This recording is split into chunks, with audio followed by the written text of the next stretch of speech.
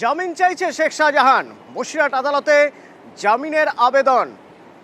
ইডির উপর হামলার অভিযোগ ছিল। সেই 5ই জানুয়ারি সরবেরিয়ায় যখন ইডি তদন্তকারী আধিকারিকরা যান, সে সময় তাদের উপর হামলার অভিযোগ। এরপর প্রায় মাস দুয়েক পরে গ্রেপ্তার শেখ শাহজাহান। সেই শেখ শাহজাহান এখন এই অভিযোগে জামিন চাইছেন। আমার সঙ্গে অনুপম রয়েছেন প্রতিনিধি, সরাসরি কথা বলবো। অনুপম, কি খবর রয়েছে আমাদের কাছে?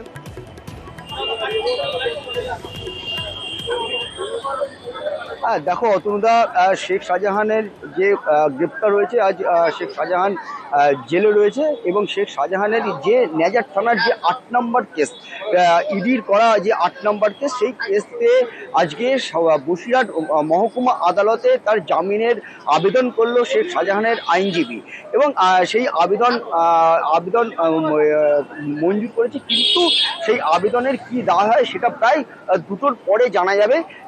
অন্যদিকে সিবিআই এর তরফ থেকেও কিন্তু যে সিবিআই এর যে আইনজীবী তারাও কিন্তু আদালতে এসছে। এরপরে দেখা যাবে, এরপর অপেক্ষা যে আদালত কি রায় দেয়।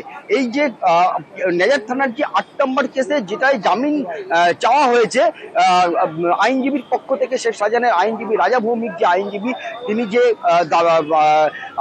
আদালতের কাছে আবেদন করেছে জামিনের, সেই জামিনের কি রায় দেয় আদালত সেটা হচ্ছে সময়ের অপেক্ষা। সময় আর প্রায় 2টোর পরে জানা যাবে যে কি রায় দেয়।